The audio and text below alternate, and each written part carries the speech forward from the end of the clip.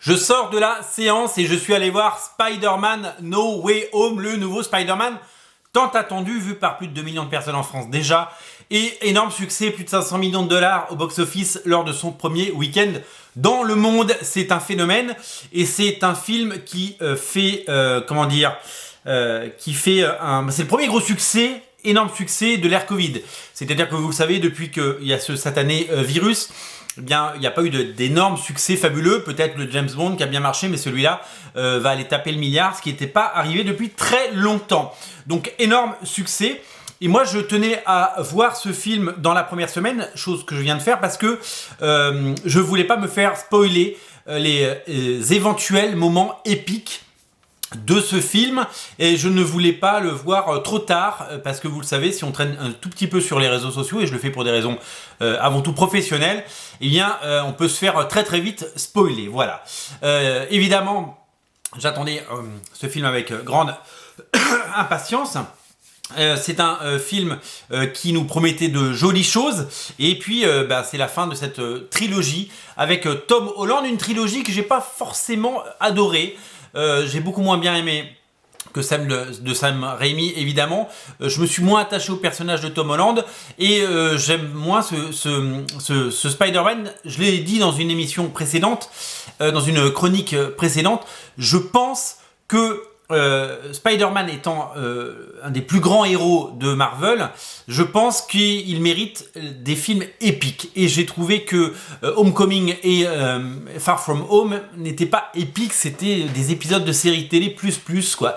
C'était pas les films qu'on attendait.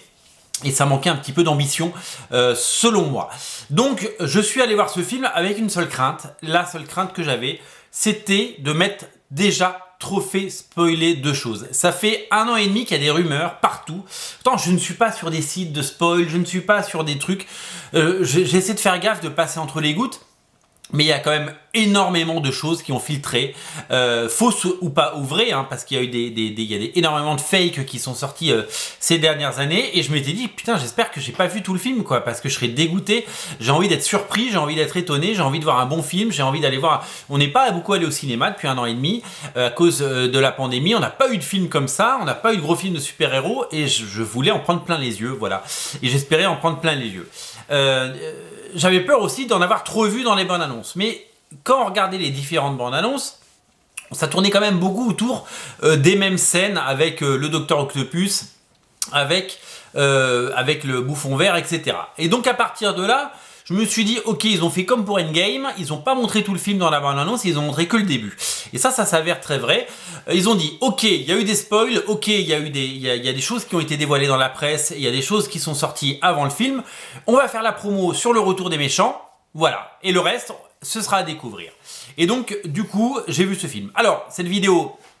Il va y avoir évidemment, on va parler du film sans spoiler, et puis après on va parler des spoilers. Mais je vous indiquerai à la fois dans le timecode, dans le titre de la vidéo, je vous donnerai le timecode des spoilers, et puis comme ça permettra de pas spoiler les gens qui n'ont pas encore vu le film, parce que le but est de prendre du plaisir. Voilà, donc vous pourrez vous arrêter à la vidéo. Alors j'ai vu ce film et le spectacle est à la hauteur, beaucoup d'émotions, beaucoup de moments épiques comme je les attendais, et des choses sympas malgré quelques facilités scénaristiques qui ont été relevées par d'autres chroniqueurs. Voilà, hein, le scénario n'est qu'un prétexte pour faire avancer l'histoire dans le sens voulu par les scénaristes. C'est pas très cohérent par moment. Certaines personnalités de certaines personnes, comme le Docteur Strange par exemple, ne collent pas avec ce qu'on a pu voir dans Endgame ou Infinity War.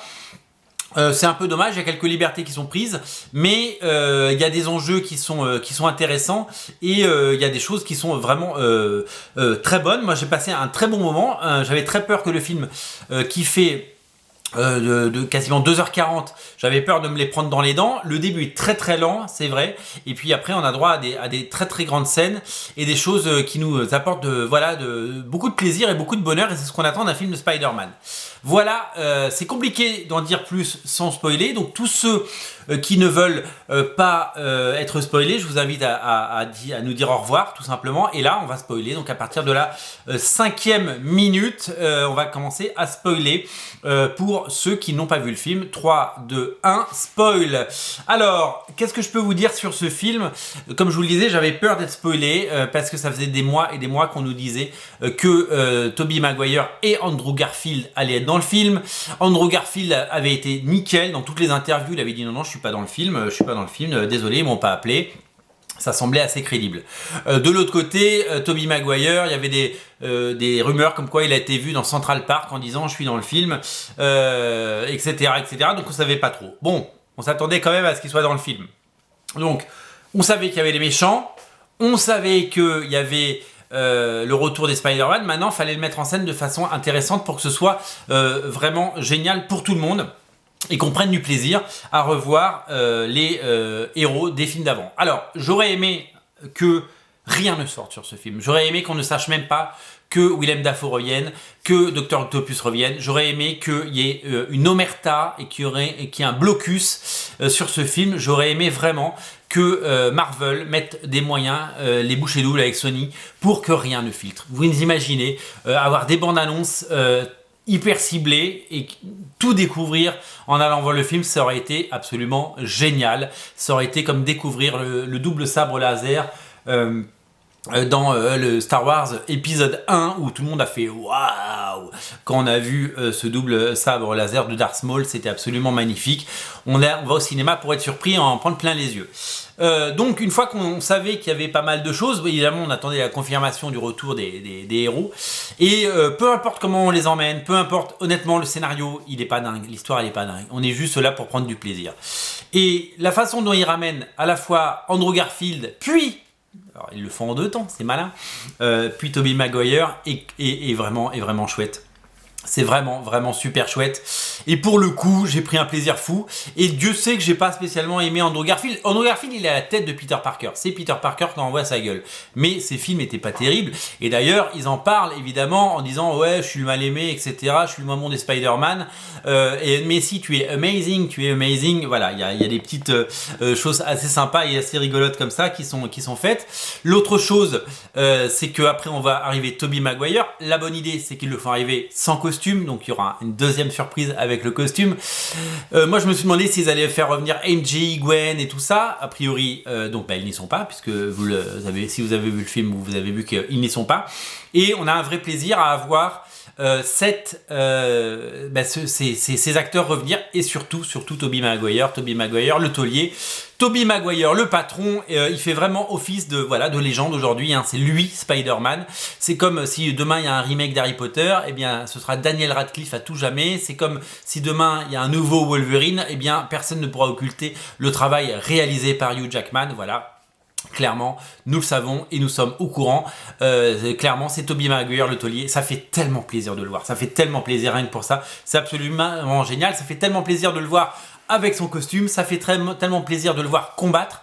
Il y a cette scène où on les voit virevolter tous les trois, absolument génial, et atterrir sur la Statue de la Liberté avec des poses, vous savez, des poses d'écureuil là comme ça, où ils ont des poses de super-héros. Et bien ça c'est vraiment le moment, c'est le meilleur moment du film. Voilà. Alors moi j'ai une toute petite parenthèse. Pourquoi le film se passe de nuit? Pour les scènes d'action des films de Sam Raimi, elles se passent de jour. La scène dans le train, elle se passe de jour. Tout se passe de nuit. Et bien, c'est dommage. Après, la grande scène de combat, elle est pas dingue. Ça aurait peut-être mérité une scène plus épique avec les 3 Spider-Man. C'est la seule fois, peut-être, qu'ils sont tous les 3 ensemble à l'écran. Peut-être que ça reviendra, parce que maintenant que le multiverse est en action, eh bien, tout devient possible. Mais on aurait aimé avoir des scènes plus lumineuses, et on aurait aimé avoir des scènes où on les voit plus se battre ensemble. Le film termine sur le nouveau costume de Peter Parker, un nouveau statut quo. Le prochain Spider-Man pourrait s'appeler Fresh Start, c'est un mot qu'ils utilisent dans la version originale que j'ai vue, et il a un costume bleu et blanc, back to the origin, back to Steve Ditko, et donc du coup un costume qui rappelle aussi donc beaucoup le costume de Tobey Maguire. J'ai pris un plaisir infini à voir ce film. Je savais pas quoi deviner. Je savais pas quoi. Voilà, j'avais peur d'en avoir trop vu. Finalement, j'ai été surpris. Mon cœur, voilà, il y a cette scène où où Andrew Garfield sauve Mary Jane, là où il n'a pas pu sauver Gwen Stacy, cette scène elle est super forte.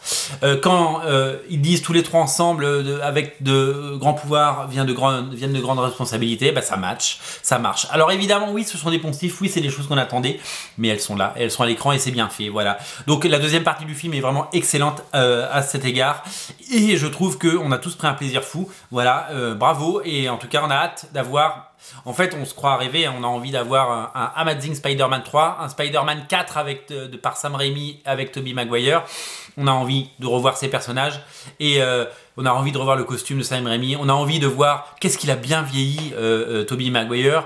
Il avait un peu une tête de crapaud quand même dans les premiers films. Là, il est beau gosse, il est affûté, il est super, quoi. C'est un super Spider-Man, c'est notre Spider-Man, c'est le Spider-Man de notre enfance. Marvel a réussi son pari fou de fusionner ces univers, les univers des films avant, bien entendu, Spider-Man, avant Marvel Studios, donc les films Spider-Man de Sony, ils ont réussi à tout fusionner, bravo. Évidemment, chapeau bas pour l'apparition de Charlie Cox, évidemment, l'univers devient cohérent, puisque vous le savez, si vous avez vu...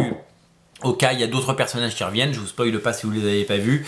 L'univers est en train de prendre une toute autre dimension et tout devient possible avec cette notion de multivers. J'étais pas pour à la base, mais force est de constater que ça marche. On a eu ce qu'on voulait, on a eu Tobey Maguire en Spider-Man 20 ans après, et ça on n'oublie pas. Et ça, un grand merci pour ça Marvel Studios et Sony. Rien que pour ça, ça vaut le coup d'aller voir ce film et j'ai pris un plaisir fou. Salut!